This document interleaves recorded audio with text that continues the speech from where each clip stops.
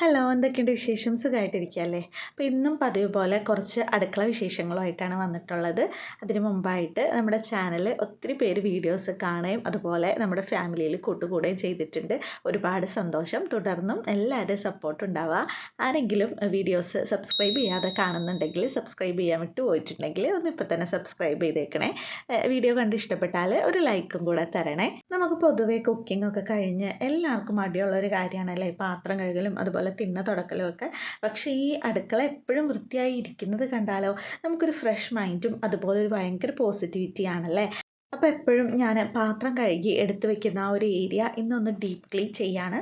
അപ്പോൾ അതൊന്ന് നിങ്ങളായിട്ട് ഷെയർ ചെയ്യാമെന്ന് വിചാരിച്ചാണ് കേട്ടോ ഞാൻ വന്നത്. അതുപോലെ നമ്മളെപ്പോഴും പാത്രങ്ങൾ വൃത്തിയായി ഇരിക്കാനും നല്ല രീതിയിൽ നല്ല സ്മെല്ലൊക്കെ ഉണ്ടാവാനായിട്ട് നമ്മൾ യൂസ് ചെയ്യുന്ന കുറച്ച് ടിപ്സും കൂടി നിങ്ങൾക്കും കൂടി ഷെയർ ചെയ്യാമെന്ന് വിചാരിച്ചു.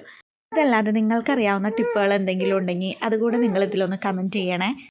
ഇതുപോലെയുള്ള 2 പ്ലാസ്റ്റിക്കിൻ്റെ ബാസ്ക്കറ്റിലായിട്ടാണ് കേട്ടോ ഞാൻ പാത്രങ്ങൾ കഴുകി വെക്കുന്നത്. അപ്പോൾ ആദ്യം ഞാൻ ആ വലിയ ബാസ്ക്കറ്റ് ഒന്ന് മാത്രമേ വാങ്ങിച്ചിട്ടുണ്ടായിരുന്നുള്ളൂ. പക്ഷേ എനിക്കപ്പോൾ അതിൽ സ്പൂണും എല്ലാം കൂടെ ഇടുമ്പോൾ ഭയങ്കര ബുദ്ധിമുട്ടാണ്. സ്പൂണുകൾ അല്ലെങ്കിൽ കയ്യിലുകൾ ആ വലിയ ബോക്സിൽ നിന്ന് തപ്പിയെടുക്കാൻ. അപ്പോൾ ഞാൻ ഇതുപോലെ തന്നെ ഏതോ ഒരു ആരുടെയാണെന്ന് ഞാൻ കറക്റ്റ് ഓർക്കുന്നില്ല. ഇതുപോലെ യൂട്യൂബിൽ ഏതോ വീഡിയോ കണ്ടപ്പോഴാണ് ഈ ഒരു ചെറിയ പേസിൻ്റെ ആഡ് ഞാൻ കണ്ടത് കേട്ടോ. അങ്ങനെ ഞാൻ ഓൺലൈനായിട്ട് പർച്ചേസ് ചെയ്തതാണ്. പക്ഷേ ഇത് ഭയങ്കര യൂസ്ഫുള്ളായിട്ട് എനിക്ക് തോന്നി കേട്ടോ. നമുക്ക് നമ്മുടെ ചെറിയ സ്പൂണുകളും എല്ലാം അതിൽ വെക്കുമ്പോൾ നമുക്ക് യാതൊരു ബുദ്ധിമുട്ടും ഇല്ലാതെ പെട്ടെന്ന് തന്നെ അത് എടുക്കാൻ പറ്റും. ഒരുപാട് പാത്രങ്ങൾ കൂട്ടിയിടുന്ന സമയത്താണ് കേട്ടോ നമുക്ക് അത് കഴുകി വെക്കാനായിട്ട് ഭയങ്കരമായിട്ട് മടി തോന്നുക. അതല്ലാതെ നമ്മൾ എടുക്കുന്ന പാത്രങ്ങൾ അപ്പം കഴുകി അതാത് പാത്രങ്ങളിലേക്ക് തിരിച്ച് വെച്ച് കഴിഞ്ഞാൽ നമുക്ക് അത്രത്തോളം മടി തോന്നില്ല. ലാസ്റ്റ് കഴുകാമെന്ന് വിചാരിച്ച് കൂട്ടി വെക്കുമ്പോഴാണ് നമുക്ക് പിന്നെ ഭയങ്കരമായിട്ട് മടി തോന്നുന്നത്. ഇപ്പോൾ പാത്രങ്ങളിൽ മീനിൻ്റെയും അതുപോലെ തന്നെ എന്തെങ്കിലും ബിരിയാണിയോ അങ്ങനെ എന്തെങ്കിലുമൊക്കെ ഉണ്ടാക്കുമ്പോൾ അതിൻ്റെയൊക്കെ ഒരു സ്മെല്ല് പോകുന്നതിനായിട്ട് ഞാൻ ആ ലിക്വിഡ് പാത്രം കഴുകുന്ന ലിക്വിഡിൻ്റെ കൂടെ കുറച്ച് നാരങ്ങാനീര് ചേർക്കുകയോ അല്ലെങ്കിൽ സോപ്പ് ആണെന്നുണ്ടെങ്കിൽ ചെറിയ നാരങ്ങയുടെ ചെറിയ അല്ലി ഈ പാത്രങ്ങളിലും സ്പൂണുകളിലും തടവി കൊടുക്കുകയോ ചെയ്യാറുണ്ട് കേട്ടോ. അങ്ങനെ ചെയ്യുന്ന സമയത്ത് നമുക്ക് ആ ഒരു ബാഡ് സ്മെല്ല് നന്നായിട്ട് മാറി നല്ല ഫ്രഷ് ആയിട്ടുള്ള പാത്രം കിട്ടും കേട്ടോ. അതുപോലെ ചായ ഉണ്ടാക്കുന്ന സമയത്ത് ചായയുടെ കറ പിടിക്കുകയോ അല്ലെങ്കിൽ നമ്മൾ എന്തെങ്കിലും കടപ്പത്ത് വയ്ക്കുമ്പോൾ അടി പിടിക്കുകയോ ഒക്കെ ചെയ്ത് കഴിഞ്ഞാൽ അത് മാറാനായിട്ട് നമുക്ക് കുറച്ച് വെള്ളം ആ പാത്രത്തിലെടുത്തിട്ട് ആ അടി പിടിച്ച പാത്രത്തിൽ കുറച്ച് വെള്ളം എടുത്ത് അതിലേക്ക് കുറച്ച് ബേക്കിംഗ് സോഡ ഇട്ട് ഒരു 5 മിനിറ്റ് തിളപ്പിക്കുക കേട്ടോ. എന്നിട്ട് ചെറുതായിട്ടൊന്ന് ചൂടാറി കഴിയുമ്പോൾ അത് നമ്മൾ സ്ക്രബ്ബർ ഇട്ട് നന്നായിട്ടൊന്ന് ഉരച്ച് കഴുകിയാൽ നല്ല രീതിയിൽ ആ ഒരു ചായക്കറയും അതുപോലെ അടി പിടിച്ചതൊക്കെ നമുക്ക് പോയി കിട്ടും കേട്ടോ. പാത്രങ്ങൾ കഴുകി കഴിഞ്ഞിട്ട് എപ്പോഴും വെള്ളം ഒന്ന് പോകാൻ വേണ്ടിയിട്ട് വെക്കുക കേട്ടോ. വെള്ളം ഒന്ന് തോർന്നു പോയതിന് ശേഷം മാത്രം നമുക്ക് ആ പാത്രങ്ങളെടുത്ത് ബാസ്ക്കറ്റിലേക്ക് വെക്കാം. അപ്പോൾ കുറച്ച് നാൾ കൂടി നമുക്ക് ഫ്രഷ് ആയിട്ടത് ഇരിക്കും.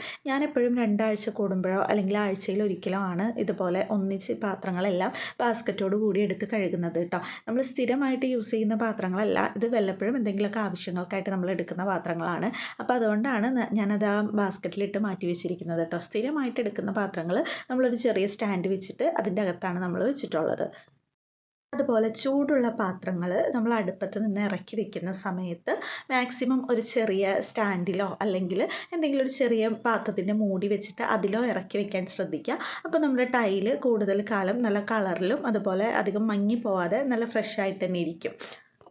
അതുപോലെ അടുക്കളത്തിണ്ണ എപ്പോഴും നല്ല വൃത്തിക്ക് ഇരിക്കാനായിട്ട് നമ്മൾ തുടയ്ക്കുന്ന സമയത്ത് ഒരു ചെറിയ ചൂടുവെള്ളത്തിൽ ഒരല്പം വിനാഗിരി പുരട്ടി അതും കൊണ്ട് നന്നായിട്ടൊന്ന് തുടച്ചു കൊടുക്കുക. ഇങ്ങനെ ചെയ്യുന്നത് കൊണ്ട് നമ്മുടെ തിണ്ണയിൽ വരുന്ന ഉറുമ്പ്, ഈച്ച അതുപോലെയുള്ളതിനെയൊക്കെ ഒരു പരിധിവരെ ഒഴിവാക്കാനായിട്ട് നമുക്ക് സാധിക്കും. ഇതേ രീതിയിൽ നമ്മുടെ പാത്രങ്ങൾക്കൊക്കെ നന്നായിട്ട് തിളങ്ങിയിരിക്കാനായിട്ട് നമുക്ക് ചെയ്യാവുന്ന ഒരു കാര്യമാണ് സ്റ്റീലിൻ്റെയൊക്കെ പാത്രങ്ങൾ കഴുകുന്ന സമയത്ത് ഒരല്പം ഉപ്പ് കൂടെ ചേർത്ത് കഴുകുക. അപ്പം നല്ല ഭംഗിയിൽ നല്ല വെട്ടി തിളങ്ങി പാത്രങ്ങൾ ഇരിക്കും.